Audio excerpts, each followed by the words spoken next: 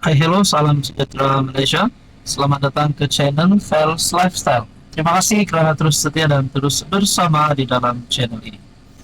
Saudara-saudara rakyat Malaysia telah menerima berita duka cita berkaitan dengan kebakaran yang melibatkan Putra Heights. Dan akibat daripada insiden ini, ramai yang telah membuat pandangan masing-masing. Tapi, rupanya di sebalik apa yang berlaku, di sebalik insiden kebakaran yang berlaku ini, ada satu cerita sebenarnya yang mengejutkan kepimpinan pembangkang. Nah, saudara-saudara, ada gesaan daripada kepimpinan pembangkang untuk menggesa Menteri Besar membuat sidang khas Dewan Undangan Negeri. Artikel daripada Malaysia Kini, utamakan mangsa, bahas nanti. MB tolak gesaan PN buat sidang khas DUN.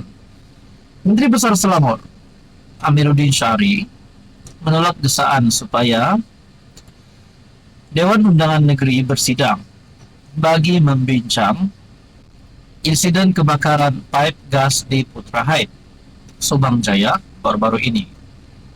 Menegaskan keutamaan kini untuk menyalurkan bantuan kepada mangsa yang terkesan dalam kejadian 1 April itu. Amiruddin berkata, perbahasan mengenai perkara tersebut boleh dilakukan semasa sidang DUN yang dijadwalkan pada bulan Julai nanti. Kita selesaikan dulu siasatan dan sebagainya. Sekarang bukan masanya untuk berbahas di Dewan yang mulia. Sidang Dewan akan berlangsung bulan Julai nanti.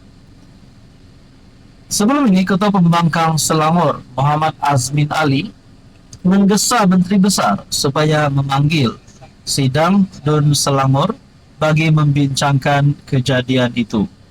Sidang khas mesti dipanggil serta-merta mengikut perkara 10 dalam kurungan 3 peraturan-peraturan tetap Dewan Negeri Selangor, kata Azmin, yang juga adalah Setiausaha Agung PN. Perkara 10 dalam kurungan 3 menyatakan bahawa Speaker DUN boleh memanggil persidangan semasa penangguhan Dewan jika Menteri Besar memaklumkan Speaker bahawa tindakan itu diperlukan kerana kepentingan awam. Azmin menambah siasatan berhubung insiden itu juga mesti dibentangkan dan dibahaskan di Dewan Undangan Negeri. Tapi pada akhirnya Menteri Besar Selangor dalam kenyataan mengutamakan mangsa, bahas nanti. Menteri Besar akhirnya menolak gesaan Perikatan Nasional untuk membuat sidang khas Dewan Undangan Negeri. Berkaitan dengan ini, saudara-saudara, apa pandangan dan respon Anda? Hai, hello, salam sejahtera Malaysia. Selamat datang ke channel Fels Lifestyle. Terima kasih kerana terus setia dan terus bersama di dalam channel ini.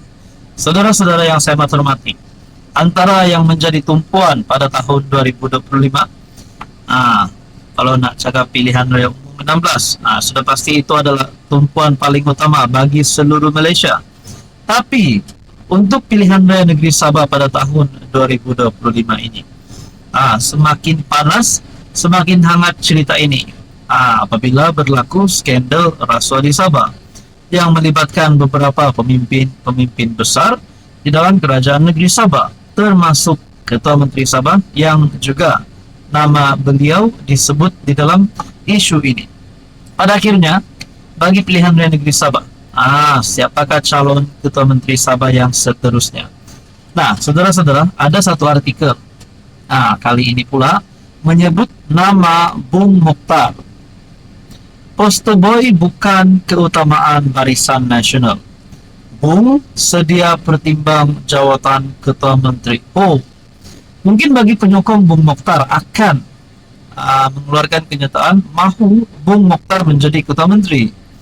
Mungkin dalam kenyataan yang sama daripada penyokong yang sama akan berkata, pecat saja Haji Ji tak layak untuk jadi Ketua Menteri Sabah. Tapi pada akhirnya kita nantikan saja siapa yang layak untuk jadi Ketua Menteri Sabah.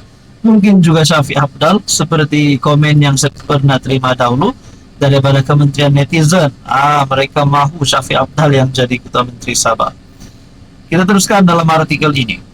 Ketua UMNO Sabah menegaskan fokus Barisan Nasional ialah memenangi seberapa banyak kursi pada PRN bagi memastikan gabungan itu dominan dalam pentadbiran negeri.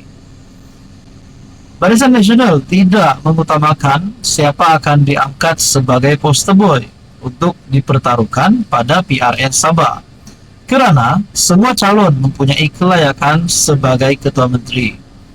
Ketua UMNO Sabah Bung Mokhtar Radin berkata, fokus parti adalah memenangi seberapa banyak kerusi dipertandingkan bagi memastikan BN dominan dalam mengerajui pentadbiran negeri, termasuk dalam bekerjasama dengan gabungan yang lain. Seperti yang kita tahu, Sabah memperuntukkan 73 kerusi Dewan Undangan Negeri.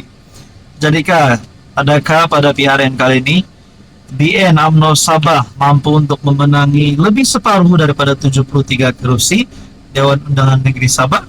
Ataupun mungkinkah JRS juga yang akan menang? Ataupun mungkin juga warisan? Apapun, kita nantikan saja apa yang akan berlaku. Menurut Anda, siapa calon Ketua Menteri Sabah yang paling layak setakat ini? Halo semua, salam sejahtera Malaysia. Selamat datang ke channel Fels Lifestyle. Terima kasih kerana terus setia dan terus bersama di dalam channel ini. Saudara-saudara, setelah seluruh Malaysia digemparkan berkaitan dengan satu insiden yang menyedihkan, insiden yang mendukacitakan ramai orang, melibatkan kebakaran di Putra Heights. Akhirnya kesan daripada insiden ini tempiasnya akhirnya kepada Anwar Ibrahim sendiri sebagai Perdana Menteri. Akhirnya pembangkang pula keluar kenyataan mengarahkan Anwar Ibrahim mengarahkan kerajaan untuk membatalkan Majlis Raya Madani dan menggunakan dana tersebut untuk membantu mangsa Putra Heights. Satu kenyataan daripada Malaysia kini dikongsikan, batal Majlis Raya Madani guna dana bantu mangsa Putra Heights. Kenyataan ini dikeluarkan oleh ahli parlimen daripada pembangkang, yaitu Wan Ahmad Faisal, Wan Ahmad Kamal, yang menggesa kerajaan agar membatalkan atau menangguhkan sambutan Aidilfitri Madani 2025 peringkat kebangsaan susulan kebakaran saluran pipe gas di Putra Heights, Subang Jaya. Saya pun tak tahu mereka ini nak tunggang isu ini untuk menyerang Anwar ataupun sebenarnya memang ikhlas daripada hati mereka supaya menggesa kerajaan membatalkan majlis tersebut supaya dana itu dapat disumbangkan kepada mereka yang memerlukan, mereka yang terkesan akibat daripada kebakaran tersebut.